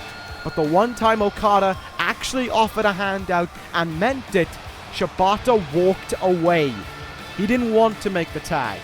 It was Shibata who would get the pinfall by rolling up, by getting a sunset flip on Jinder Mahal. But after the match was done, Okada and Shibata stared each other face to face again. Okada pulling Shibata into it, and Shibata pushing Okada away. That was the most physical they have gotten thus far. But tonight, oh boy, tonight is going to be a physical one. The question, of course, is who is going to be the ace of SmackDown Live? Who is going to be the man who is the poster child of this brand? Who is going to be the one that we see on all the promotional advertisements, that we see in the main event, that we see with that title? Will it be Shibata? Will it be Okada? Okada won that belt at WrestleMania after winning the Royal Rumble and has not put a foot wrong as champion. But now here tonight, he's in for I would say, the biggest test in a very long time. To beat Shibata, to beat a man who can reconfigure your face with only the palms of his hands. He doesn't need the fists, and he doesn't need the kicks. If that PK strikes Okada, there is a strong chance we could be looking at the next WWE Champion. Respect is not showing. Respect is non-viable between these two at this point. It's about that title and nothing more. Who will hold the belt is, of course, the question. You see the look on Shibata's face there. He is ready. He is prepared for this one. As is the Chicago crowd. You know, Chicago's well known for its love of wrestling. They love action like this. These two guys, you know, well, Shibata's certainly not an English speaker. Okada, of course, is, but the language of wrestling is something that anyone can understand. And you see these two men standing down each other as we prepare for this matchup. Okada taking a look at that belt. The Rainmaker fought long and hard to be the champion. Can he have that belt by the end of tonight? That's the answer that's the question that we look to have answered. Shibata takes a look at the belt. Champion and challenger stare each other down. This one's about to get brutal. These two men are going to be feeling this one for a very long time to come. Here we go. And let's see what will happen here. Much the same as the first match, as the champion backing the challenger up to their corner. And Okada with the clean break there. Oh, but Shibata not interested. Shibata turning the tides early there with that DDT, and Okada didn't take too kindly to that. Quick hip toss, and it's back to a neutral base. Forearm shots now. Seems as if they may have ditched the collar and elbow tie-up here and have just gone straight into the wrestling. DDT from Okada. Seeing how brutal Okada's willing to get with that Rainmaker, it makes you think, you know, how far will Okada go in order to really just make sure that there is no way that Shibata gets up at the end of this one. Of course, you can hear the crowd a little bit more silent as opposed to some of the matches we've heard we've heard them in tonight. That's just because they want to watch this matchup. They want to see how it unfolds. It's important to pay attention to the little things in this matchup. That has basically been this feud. The sarcastic tag gestures from Okada. The handshake being batted away. The pushing and shoving. The word, the phrasing that Shibata picked up on that kicked this whole thing underway. And it's those little precise things that you want to pick up on. There's the dropkick from Okada early on. And he feels that the Rainmaker riling himself up a little bit here in the early goings. You know, it'll be great to see how the body language changes. Who's maybe hunched over a little bit first. Who's going to be feeling the pain first? Who takes that desperate action first? And I'd certainly say that was Shibata by sending Okada into the announce table there. Stomps now while the champion is down. Now, I would say that's not exactly a respectable thing, but if these guys don't respect each other, why does it matter? Strikes now from Okada. I think Shibata's leg may have struck the steps on the way down. Okada back in the ring now in the Rainmaker. Gonna take a little moment to have his time to shine there. And Shibata, yeah, that's probably the only way that Shibata knows to respond when someone's getting up in his face like that. Kick in the head, though, by Okada. And this one continues to go. Running big boot from Okada. Early cover. Trying to wear down Shibata. And everything I'm saying is early because this matchup's going to be a long one. They're in it for the long haul against each other. We saw it at WrestleMania. Okada wrestled, what, about 25 minutes to become the WWE Champion against Bobby Fish? This is undoubtedly going to be a long matchup here between these two men. Nice work there by Shibata to get himself out, wrapping his own headlock and then get rid of it. It's almost as if he knew Okada couldn't get out of that headlock. And Okada going to take a trip into the ring pole. Think about how that aged Shibata. Take away the arm, take away the Rainmaker. Happy days. This one here keeps on going right now. Shibata looking good. Okada perhaps taking a little while to get going. STO there from the challenger. But Okada bats it off and he's right up to his feet. But what a Thesz press takedown there from Shibata. Wow, that changed a lot. That changed things quickly. Okada, though, up to his feet. Uppercut there. And here goes the champion now.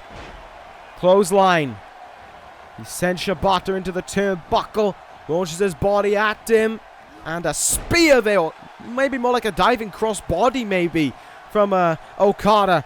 Brings down Shibata there. And now the Rainmaker is the one in control. Okada looking to lead the way. What a drop kick there from the ace of SmackDown Live. Crowd picking up a little bit in volume as they realize what's going on in this one. As they see the moves beginning to develop, as they see this quote-unquote story being told. Oh, and a story may be told on Okada's chest. Shibata! PK! And the story that will be told is how Okada ended up with that mark in his chest. How his chest is now inward. Is Shibata the WWE Champion? No, Okada kicked at it too.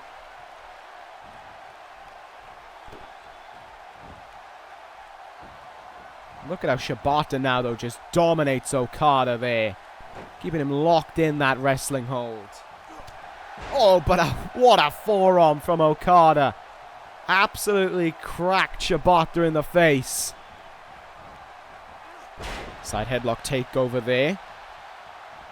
God, these men so back and forth with one another. It is so tough to tell who's in control. Okada just took that PK, and he's bouncing back here all of a sudden. And there's the drop kick again from Okada.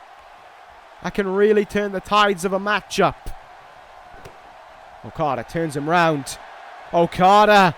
German suplex. He hangs on. Oh, no for Shibata. Rainmaker. Look at how much force was put into that move. Shibata turned inside out as a result of it. Okada covers Shibata. 1, 2, kick out. If you're looking at the little things in this matchup, the kick out of the PK was at a very, very late 2. The kick out of the Rainmaker was at an early 2. And there's a slam on the arm again. Taking away the Rainmaker now seems to be Shibata's game plan. But he tries something more than once in a row, and Okada's going to know the counter for it. That's the thing with Okada. It feels like you can't hit a move more than once, because the Rainmaker will be able to counter it. Did Shibata maybe waste the PK too early on in that regard? Kick in the gut now by Okada. Repeated kick in the gut there. Forearm shot. Don't get into a strike fest against Shibata, because you'll wind up on the losing end of it. This is smart from Okada, though. He wants to take away the Rainmaker. He'll take away the PK. Rainmaker a little bit hunched over there, though. Certainly feeling the effects of this matchup. Can't really blame him for it. It's been a strenuous one. And Okada, the move that he used to put away Jinder Mahal about a week and a half ago on SmackDown Live, the trio of arm lariats. And Okada thinks it's enough. 1, 2, kick out again. And now Okada has to think, I've used almost all of my big moves. He's still standing.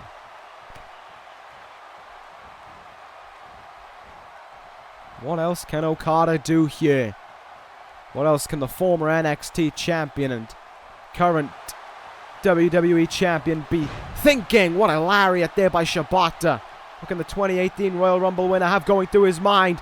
Shibata looking for the punt, and Okada rolled out of the way of it at the last moment there. But Shibata yielded his leg away there to make sure not to extend it or cause harm to it. Back and forth, the strikes that happened there. You could hear the thumps from Shibata's fisherman's suplex there, but Okada's free leg was definitely underneath that bottom row. Has kind of surprised me that Shibata's kind of refrained from the striking. A little bit surprising for me. Elbow in the gut there by Okada, and it's been Okada utilizing the strikes more often. That speaks a lot to me. Look at that from the Rainmaker. Hurricanrana takes him down. Okada into the count. Look to retain there with a bit of a innovative maneuver. Spontaneity there, but it just didn't happen.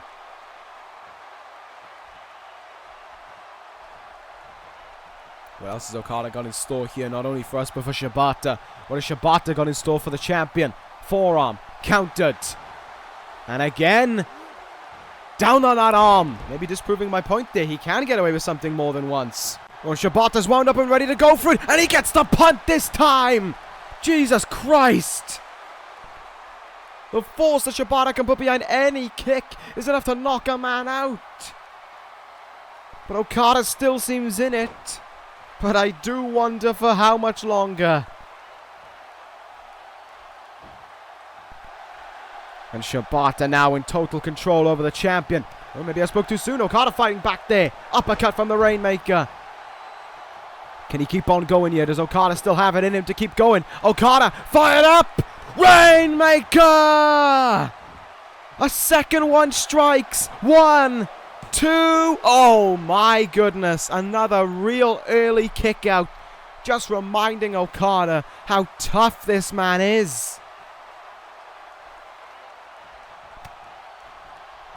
That has to be unsettling within Okada. And he's willing to risk it all here now. The champion going up to the top rope. Will this pan out? Went for the elbow drop and whiffed on it. And Shibata may be feeling confident here. Shibata may be feeling the end. Okada still in pain. Bats the forearm away there. Oh no, Shibata's got him right where he wants him. PK! The middle of the ring. Is it over for Okada? 2, kick out. Oh my goodness. How much these two men are giving. And Okada's up on his feet again. Here goes the Rainmaker. Looking for these strikes again. Just going as quickly as he can. Launches himself at Shibata there. Takes him down. Does Okada still have it in him? Does the Rainmaker still have what it takes to be champion? Lariat. Here goes Okada. Coming in with a huge finishing sequence. The trio of wristlock lariats. He had that arm locked in. And with one final stride within him, Rainmaker! 1, 2, 3. Okada wins. What a victory for the Rainmaker. I don't know how he did that at the end, but Okada made it happen. The Rainmaker retains again. What a title defense for Okada there. Talk about putting it all on the line. Talk about risking it all. What a matchup. He persevered everything that Shibata had for him. And Shibata is still standing. And not only is he standing, but he's coming towards the ring here. Oh, this one may not be done. These two men are hurt. There's no doubt about it. But what has changed? Shibata offers the respect, and Okada shakes the hand. Respect has been gained in this one. It has happened at Money in the Bank. They came in with no respect, and they leave with nothing but respect for the other. Wow. That speaks the volumes. These two men beat each other up so much. They earned each other's respect, and for that I commend them. Okada, though, leaves Chicago, still WWE Champion. Coming up next, our last title matchup of the evening. That man right there on the left looks to stay in Chicago the entire night, party through it all as the World Heavyweight Champion. CM Punk looks to make title number 6 happen. He just got to beat Marty Scurll to get it. Will it happen here tonight? We'll find out. And it won't even surprise me if we get a repeat of WrestleMania right now. He's in his hometown. Listen to it. That is every single person in the arena chanting one man's name, CM Punk. And they are relentless. Oh my goodness. Punk heads towards the ring. He became the #1 contender by defeating Roman Reigns. Jesus, I can't even think straight with this. What must be going through Punk's mind in this homecoming right now? To hear this. Oh, that is something else. They are relentless. They won't give in. Oh my God. Can you tell who the favorite is in the eyes of this Chicago crowd? Oh my, wow. Wow indeed. Punk must be in love with that. He became the #1 contender by beating Roman Reigns, and now he winds himself up against this man, the World Heavyweight Champion, the man who threatened to put Punk to sleep in his own hometown, the man who threatened to make Punk fail in front of his own home crowd, his own friends and family. Will that happen? They're doing it again. Marty Scurll heads towards the ring, and they're chanting CM Punk again. Listen to it. Marty Scurll is truly living up to the claim of the villain here tonight in Chicago. There is not a man or woman in the crowd who is on the side of Marty Scurll. And you know what? I think Scurll likes that. It's still going. Marty Scurll must love that this is his reaction. He tipped the hat at the Chicago crowd, chanting CM Punk. He loves being hated, doesn't he? Wow. Anyway, now the crowd has died down a little bit here. Let's talk about how this matchup came to be. CM Punk, like I said, became the #1 contender, beating Roman Reigns to earn that right. And Immediately, these two men started trading moves with each other. It was Scurll who laid out Punk one week. It was Punk who laid out Scurll the next week. These two men both want to be World Heavyweight Champion. They came face to face with each other on this past episode of Monday Night Raw. They weren't allowed to hit one another. That was set in place by the Raw General Manager. But what did happen was the war of words came out. Punk said that Scurll just didn't have what it takes. He looked in Scurll's eyes and he saw fear. He looked in Scurll's eyes and he realized that he would go to sleep. Scurll, even in that moment, was confident as he could possibly be, saying that if he wanted to fall asleep, he'd watch one of CM Punk's matches. He is going to put Punk to sleep here tonight with the chicken wing. And he's going to walk out of Chicago with that world title. He is going to watch as Punk fails in front of his friends and family. And another man is added to the list. And here they go again. This matchup gets underway. I kind of just want to let them go at it. I kind of just want to stay silent to listen to these chants.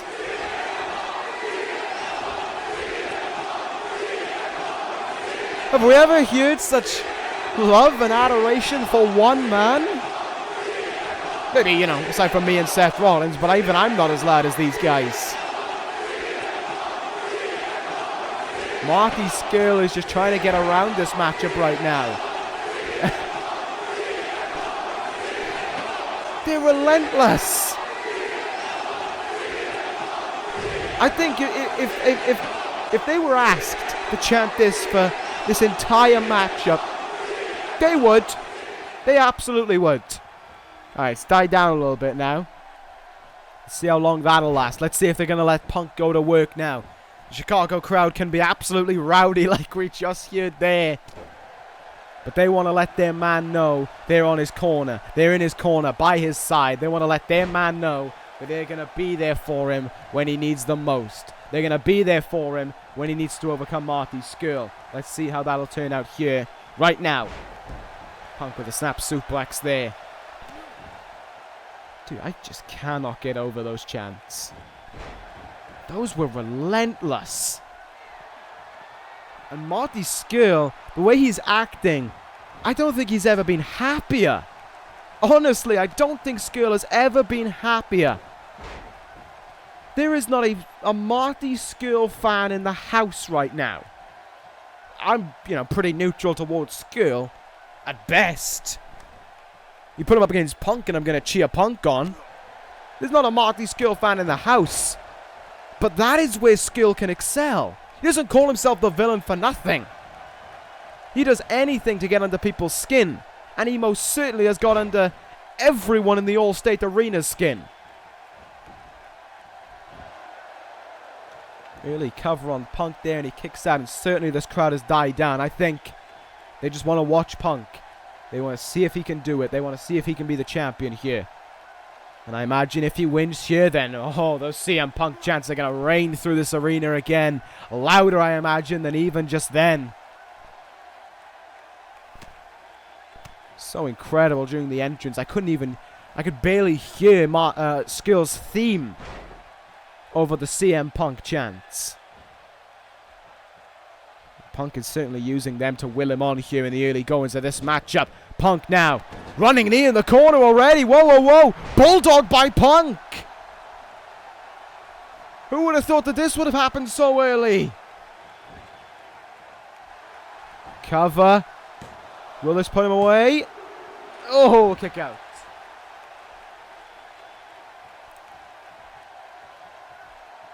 Oh my goodness. CM Punk gonna look for the go to sleep. Marty Scurll though able to power his way out of it. And Scurll looking to respond with his own big move. Marty Scurll now. Bird of prey. Will that end it? No. Punk's foot under the rope there through the say of the referee. Scurll goes into another cover and he says he's underneath the ropes again. And Scurll is almost getting agitated now. That sudden surprise could have been enough to win the matchup, and all he gets out of it is a 1 count. That's not going to sit well with Marty Scurll. That's what happens. Marty Scurll now rolling through. Quick roll up there. Punk's foot was on the ropes, but now he's not near them. 1 count there. Trying to get under Punk's skin as he does with every single person he ever faces. Let's be honest with Marty Scurll. Just trying to get on. He's just trying to annoy Punk to the best of his ability. But Punk has been through too many battles. He's gone through too many grizzled fights to not, to let something like this get under his skin. And just look back to WrestleMania and Brock Lesnar. Two different stories told on that night, though. CM Punk, his fight, his war with Brock Lesnar, where he ended up being defeated, compared to Marty Scurll's triumphant night, where we were all hailing the villain as the new as the new world champion. Sorry, but CM Punk wants to do it here tonight.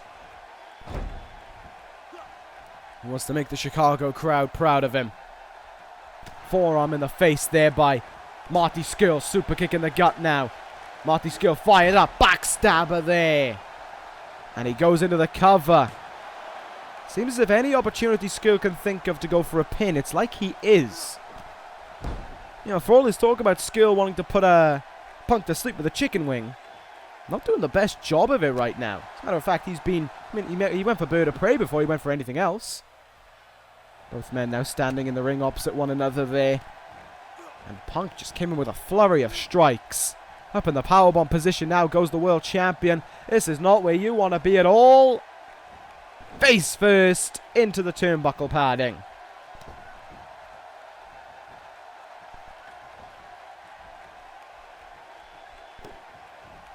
I wonder what goes through Punk's mind as well. He tried for that go to sleep. Maybe a little too early, and that's why it failed. Camel clutch applied now, though, certainly wearing down the villain. Scurll unable to get himself out of it for a little while there, but he most certainly did. And he takes the legs away there. Punk's throat could have come down on those ropes. I'm not 100% certain of that one, but oh, drop kick to the leg there by Scurll. That was smart. And Scurll now looking to make true on his word. Marty Scurll goes through into the cross-face chicken wing. Will Punk go to sleep in his hometown for everyone to see? No. Look at how early he got out of that one.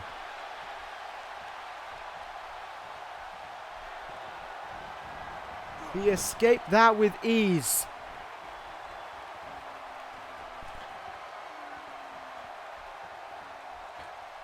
And now Punk is on the front foot here. Back soup. Oh my. Did you see the way Scurll kind of just curled up on himself? And Punk is just absolutely staying on the money right now. Cover after all of that. Will this make him the new champion? It won't. You see everyone just rise to their feet there when Punk went for the cover. They wanted it to be enough.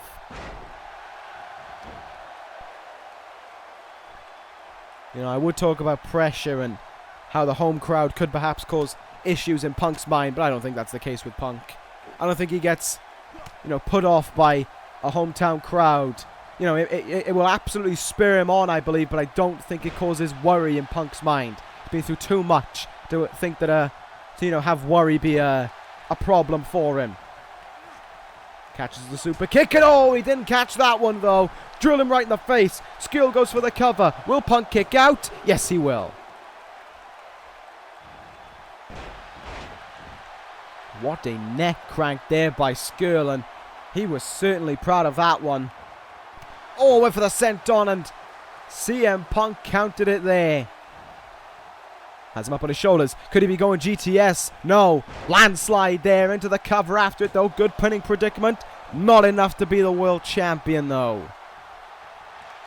Oh, but here comes the go to sleep. He tried it once and he couldn't get it. Tries it twice, and Scurll slips his way out of it. Damn. That has got to be frustrating in the mind of Marty Scurll. Oh, sorry, in CM Punk, rather. The ropes, counter there by Scurll. He gets himself out of the way. Scurll now, perhaps getting a little bit desperate. Another roll-up from the villain here. So much for trying to put him to sleep. Scurll willing to win by any means. Punk kicks out at 2, though. Scurll, backstabber. And now just... Oh! That is a painful maneuver. No doubt about it. Your entire body weight coming down on your opponent's ribs there. That hurts. Scurll, though, into another roll-up. Will this be the one to retain the title? There's two, and kick out. Trying everything here. Everything that, you know, isn't a pinning predicament. Could have been a go-to-sleep there from Punk. Could have been attempt number 3. But Scurll got himself out of the way of that one. Marty Scurll now, willing himself up. Points to him. Super kick by Scurll. He doesn't go for the cover. He doesn't go for the... Now... Oh, that's why. Scurll using the ropes. There's 2 and Punk still kicks out in the nick of time. And again, Scurll is getting desperate now. Consistent roll-ups after roll-ups. He knows he can't tap out CM Punk, so he's trying to do anything he can to beat the man. From behind now, full Nelson, into a facebuster, an immediate cover. Every move, Scurll is hitting, he's trying to win. This is desperation from the champion. He is on the back foot right now against Punk. Doesn't that tell a story? And now here goes the challenger, rather. Fighting back here. Hip toss there and down goes Scurll. CM Punk now riled up and ready to go. Forearm shot. Uh-oh. Shining Wizard. Punk is on the ball right now and he's not going to let up until that 6th world title is around his waist. Punk sending Scurll into the turnbuckle. There's the running knee. There's the bulldog. Oh my god, is it actually going to happen? Is he going to do it? Marty Scurll suddenly looks in an absolute world of trouble and CM Punk's going to go for it. Will this one be it? Punk? No! Scurll slipped out of the go-to-sleep there. Scurll rolls up Punk. Not this way. Not this way. Not in his hometown. Marty Scurll beats CM Punk. Oh no. Oh, that is not going to sit well in this Chicago crowd. CM Punk did not pass out. He did not tap out. He was not put to sleep. He was the victim of an unlucky outcome from the villain. Well, that is what it is. That's what it's like when it comes to Marty Scurll. You've always got to be aware. But Scurll didn't keep to his word. He didn't tap out CM Punk. He just barely escaped with his World Heavyweight Championship. This Chicago crowd booing him out of the building. And he deserves everything about it. There's more to come with that, I believe. But there's more to come here tonight. The last match of Money in the Bank. The match that the pay-per-view is named after. Here we go. 6 participants, 1 briefcase, 1 life-changing opportunity awaits them. Only 1 man out of these 6 can hold it. Who will it be? The answer is not seconds away. The answer, though, is up next. 1.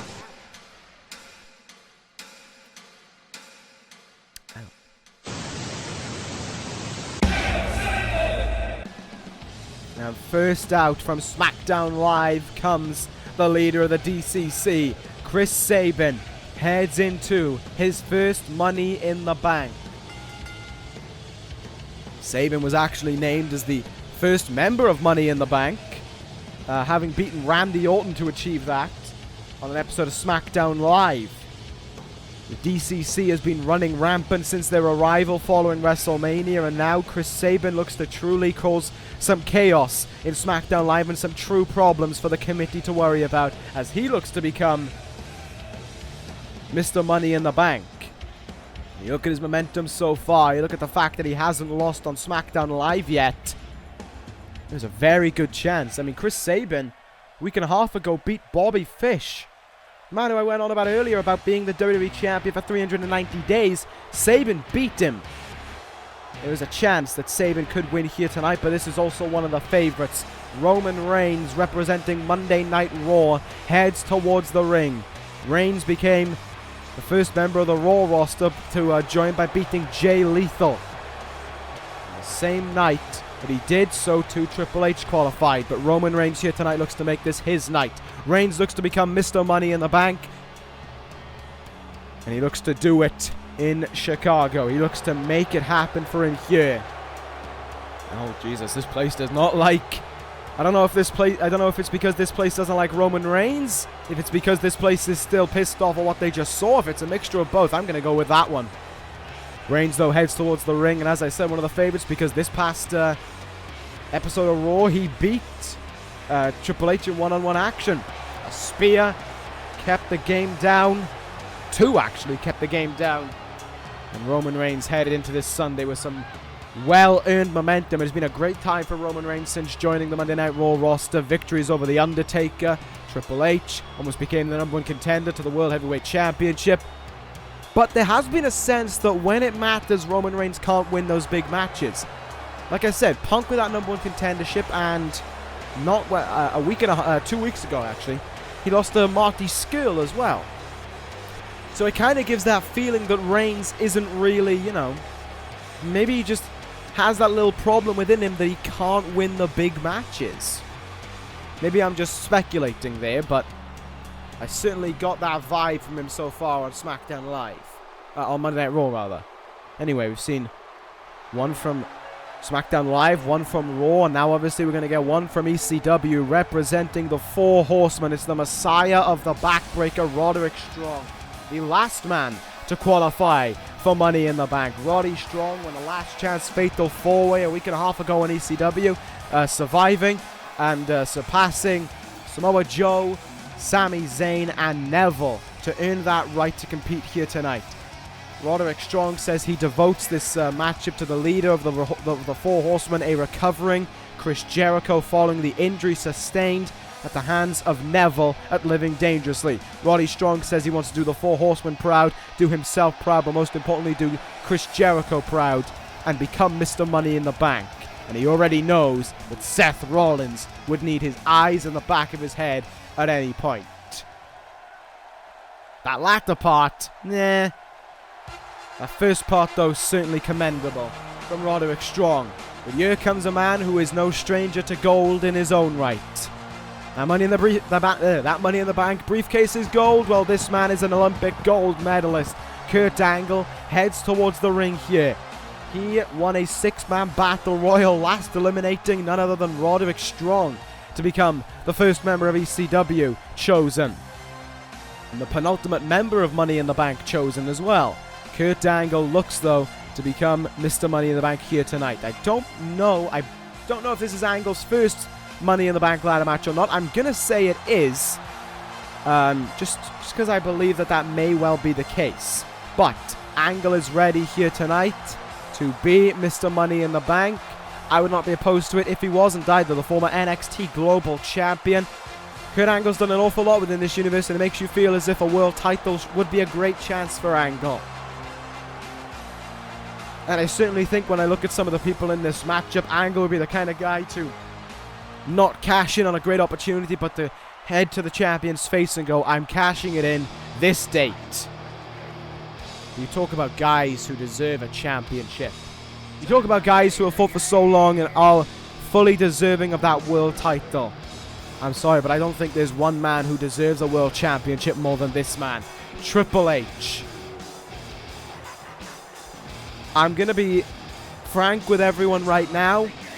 Despite the fact that my own brand is in this matchup, I want Triple H to win. I want the game to be Mr. Money in the Bank. Because I want Triple H to cash in on Marty Scurll, CM Punk, whoever the world champion is. And I want Triple H to hold the title in the air and be the world heavyweight champion. Yes, everything this guy does, you can hate. Yes, everything about this man is absolutely hateable. But god damn, I can't help but like Triple H. Now, I want him to win here. If anything, you know, if Triple H wins here tonight, I don't have to worry about anyone cashing in on Seth Rollins. Happy days in my eyes. I mean, sure, you know, Raw would win the Money in the Bank contract for 2 years in a row, but he was in the Money in the Bank ladder match last year and I wanted him to win. He's in it this year and I want him to win. Just please, Triple H, win. Become world champion. Make me happy with Monday Night Raw for once. Let's hope. Let's hope for me. For the ECW General Manager. For the man who gives you Seth Rollins. Come on, have a little bit of hope for me. That Triple H can make this happen. God, Triple H is... I mean, he got in, to be fair, on a bit of a whim. Looked like he was going to lose to The Undertaker in his qualifying match, but if you've been following Monday Night Raw, you know that The Undertaker has his own problems to deal with. That is Mordecai. And, yep, Mordecai cost Undertaker the chance. Triple H took full advantage of it, though. And with that, he is here. And with that, he could be Mr. Money in the Bank. The hope is there. Triple H ready for this one. But there is one man left to come out. I talked about world champions. He's the only man in the match. Jesus Christ, they hate him here. This is the only man in the match to be a former world champion. I don't count, Chris Sabin's NXT Championship reign doesn't really count. He's the only man to be a former world champion. And only is he a former world champion, he's the longest reigning champion in the history of this universe. It is Bobby Fish, the 390-day reigning WWE champion. The man who's basically in a last chance saloon here with Money in the Bank. This is his last real chance at Okada. He is desperate for this. There's no doubt about it in my eyes that this man is desperate to be Mr. Money in the Bank. Because he knows it means a title shot. And he needs that title shot more than anything else. He needs that championship around his waist more than anything else. He lost to WrestleMania. He lost his rematch at Judgment Day. This is all he has left to get his chance back at that WWE Championship. What makes it interesting is that Bobby Fish, is a member of the Dangerous Alliance currently with Jinder Mahal. But before Jinder Mahal came into the mix, there was another man in it. And that was Roman Reigns on the outside. So I wonder if old friendships will resume in this one. But here we go. We have waited all night for it in its own way. And this one can begin. Money in the Bank has begun. Because you know how to win this one. You grab one of those ladders. You climb up it. You retrieve the briefcase. You've got a contract opportunity at any world title of your choosing for the next year. Last man to hold that briefcase was Jinder Mahal. And he cashed it in on none other than Christmas Day. Or thereabouts. Early hours of Christmas Day to become a World Heavyweight Champion. Look at all these men. Every one of them has held a championship within this universe. Only one of them has been a world champion before. Quite a lot of these guys deserve a championship. Question is, though, who will take that championship? Two ladders there. You know something big is going to happen. And for Sabin and Roderick Strong kind of getting a little bit awkward there by going way up the ramp. They're not really helping the cause. We've got Fish against Reigns in the ring. So certainly old alliances haven't shown up to be the case we wanted to. We got Triple H and Angle on the outside. And Roderick Strong and Chris Sabin on the ramp right now. Samoan drop there by Bobby Fish. That was certainly taught to him by... Man, he just hit it on. Oh, I think Triple H just collided with a steel steps there off that German suplex from the Olympic gold medalist. Kind of tough to tell what is going on here right now. STO from Roddy Strong. There's a lot to try and call. Bobby Fish went for a forearm there and he missed it. Reigns, though, didn't capitalize and gets hit with a neck breaker. If Sabin and Strong could come closer, please. Hurricanrana there, nicely done. That ladder came down. I missed how it came down. Where you going, Sabin? You can't win Money in the Bank by going backstage. Just come closer, please. There we go. I can see. Oh, Sabin just went for Triple H there and caught him with that bulldog. Look at the strength of Roman Reigns now in the ring. Schoolboy powerbomb. Wow. Incredible to see. Fish being the first man to take a breather, goes outside of the ring and clipped the ladder. The ladder gave out underneath him there. There goes Sabin to the outside of the ring, courtesy of Roddy Strong. Samoan drop by Roman Reigns to Kurt Angle. Triple H going after Sabin, a little bit of retaliation. Roddy and Triple H, oh, no, they're not double teaming. Maybe they are. Yeah, Triple H just taking a little bit of a breather watching on here. Hurricanrana though by Sabin. Might have paid for watching on.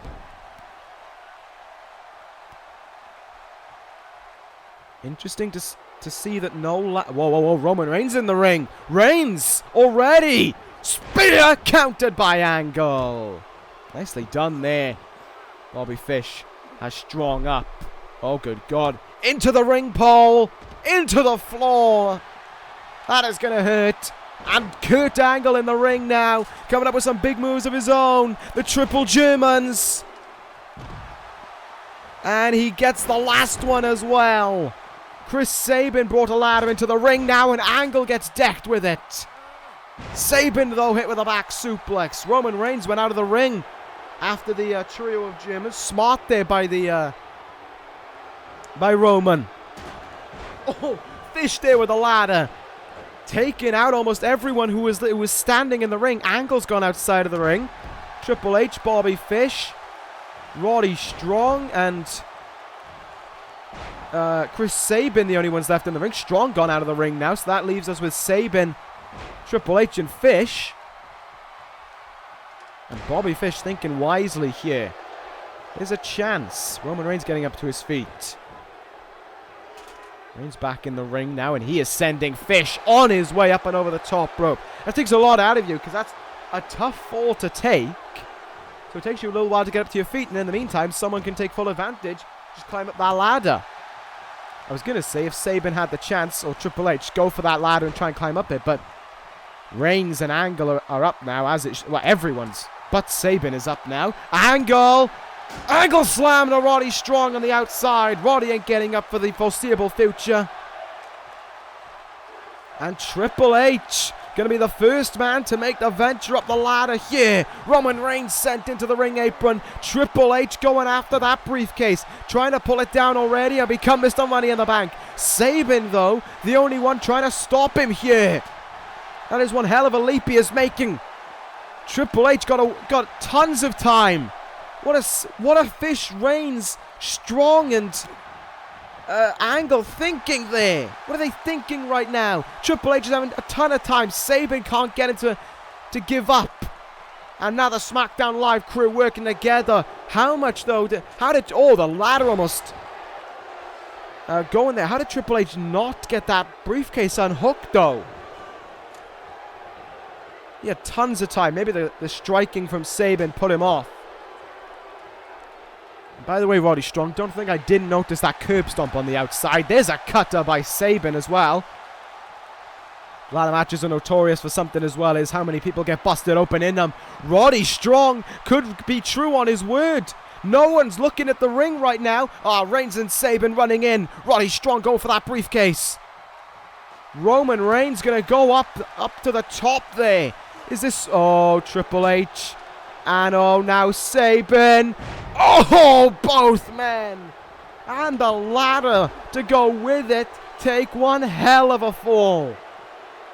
Strong went out of the ring there, but Reigns already starting to get up to his feet, actually. Fish, they're kicking the ladder into Kurt Angle to force him to drop it. Roddy Strong slowly getting up to his feet on the outside. Reigns sent over the top rope. Angle in the ring all alone now. This could be Kurt Angle's opportunity. Is the Olympic gold medalist going to add more to his repertoire here? Angle is busted open, but he's reaching for that briefcase. And I love those chants I'm hearing right now. Keep them going. Triple H chants as the SmackDown Live crew work together again. And oh, this is precarious. Electric chair by Sabin. The ladder stuck in the ropes there. Strong getting up to his feet, as is Triple H. Fish also up, so the only man down right now in this matchup is Kurt Angle. That's quite surprising. Roddy Strong. Oh, end of heartache to Roman Reigns on the outside. Triple H sent over the top rope, but given a lifeline there by Chris Sabin. Look at how Roman Reigns are fighting on after end of heartache. That's quite surprising. Sabin sent over the top rope, sends Triple H over the top rope. He's all alone. Sabin's chance is now to cause chaos for SmackDown Live, to give the DCC the gold. Only one other man is up, and he's not noticing it. Now he is. Roman Reigns rushing back into the ring. Does he have enough in the tank, though? Sabin, perhaps two. Oh my goodness! Oh my God! A leaping cutter by Sabin, and he goes up again. Roman Reigns is probably an outlining of his face in the ring right now. You can probably see a marking of it etched into the ring mat.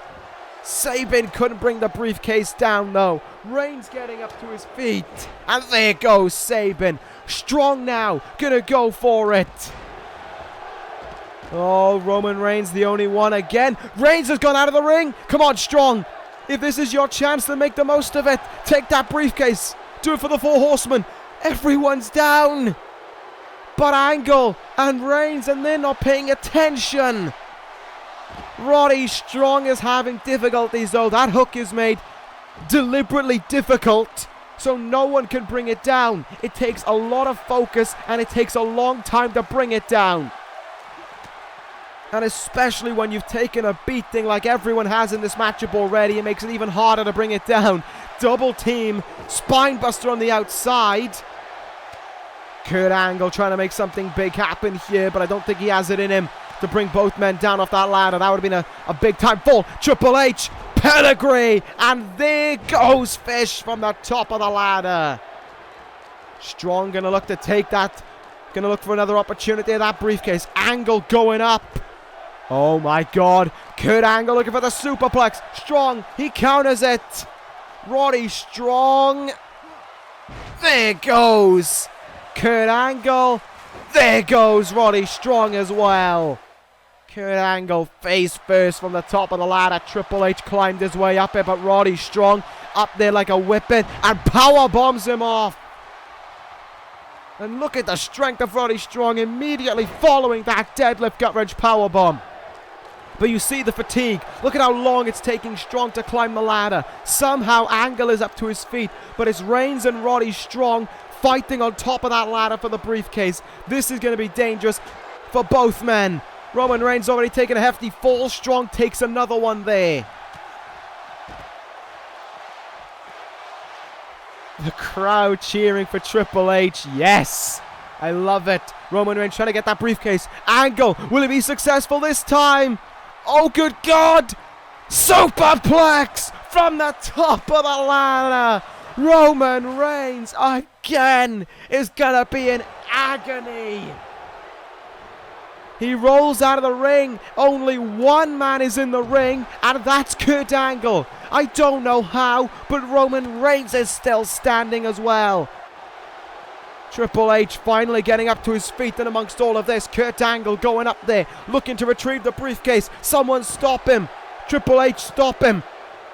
I'm only saying that because I don't want this match to end right now. I'm too invested. Face first into the ladder. Roddy Strong gonna spear. Oh, that's interesting. There we go. Gravity finally doing its business. The spear there by Reigns not only took the ladder out, but completely tore apart the space-time continuum and how gravity works as well. Roman Reigns, something else. But that spear there, though, resulted in a very harsh landing for Kurt Angle and Triple H. Roddy Strong with ladder in hand now, swinging it at whoever he can hit, and that's going to be Bobby Fish. Yes, Chi-Town, keep on cheering on Triple H. Roddy Strong, back suplex into the face buster. Shame it wasn't into the ladder. Face like Bobby Fish's could do with some rearranging. Oh, clattered. Roddy Strong, spine buster by Triple H. Angle finally up to his feet. And he is sending Triple H outside of the ring. Chris Sabin, sorry. Roddy Strong getting clattered with the ladder again. Bobby Fish getting clattered with the ladder. I think Fish got busted open from that one as well. That leaves the two Raw guys. And I think Triple H was trying to send Roman Reigns out of the ring there, but couldn't. Good Angle got smashed somewhere in the midst there. Bobby Fish has returned to the ring. Oh, and Roman Reigns getting... God, Roman Reigns has taken one hell of a beating. Fish now, though, with the ladder at hand, swinging wildly, hitting Sabin and Reigns. He goes for strong, then... And oh my God, it could actually happen. Bobby Fish could actually be Mr. Money in the Bank. Brainbuster onto the knee there. And oh, Fish got clattered with the ladder. Unintentionally. Oh, but he's up to his feet now. Look at the punches raining in. Triple H is striking into the open wound. Fish goes out of the ring. Roddy Strong with another grand moment. Only Triple H is standing, but Strong is exhausted. But he's going for it with everything he has in him. Roman Reigns getting up to his feet. Sabin pulling himself up. Triple H getting back in the ring. Yeah, unless you can pull it down in the next -5 seconds, it's not happening, I'm afraid. Sabin trying to bring him down. Oh, Triple H is going to help. Oh, and whoa, the ladder again. Flying around, somehow stayed in the ring. Triple H, what are you doing? Triple H has left. Roman Reigns all alone in the ring. Roman Reigns is climbing up the ladder right now. Bobby Fish is pulling himself up to his feet here. Kurt Angle running in the ring as well. 2 men left to try and stop Roman Reigns from being Mr. Money in the Bank. The forearm shot there. What are you doing, Fish? Fish sending him over the top rope. Oh, and the mistake of Bobby Fish proved oh so vital. Roman Reigns is Mr. Money in the Bank. Raw has that briefcase again, and it's all Bobby Fish's fault. All he had to do was work together with Kurt Angle, but no. Fish thought of himself, and it cost him. And it cost 5 other men that briefcase. Roman Reigns, Mr. Money in the Bank. He fell off so many ladders. He got cutted off a ladder. He got superplexed off a ladder. But tonight, the Roman Empire can reign on in Chicago. Roman Reigns is Mr. Money in the Bank. CM Punk, Marty Scurll, whoever it could be that ends up as world champion. At any date, watch your back. Roman Reigns is there, and the big dog is ready to hunt. What a night Money in the Bank has been. What a crowd Chicago has been. Roman Reigns, though, ends it as Mr. Money in the Bank. That is one night that we will remember. That ends this episode, Universe. Thank you guys for watching. Take care, guys, and ta-ra.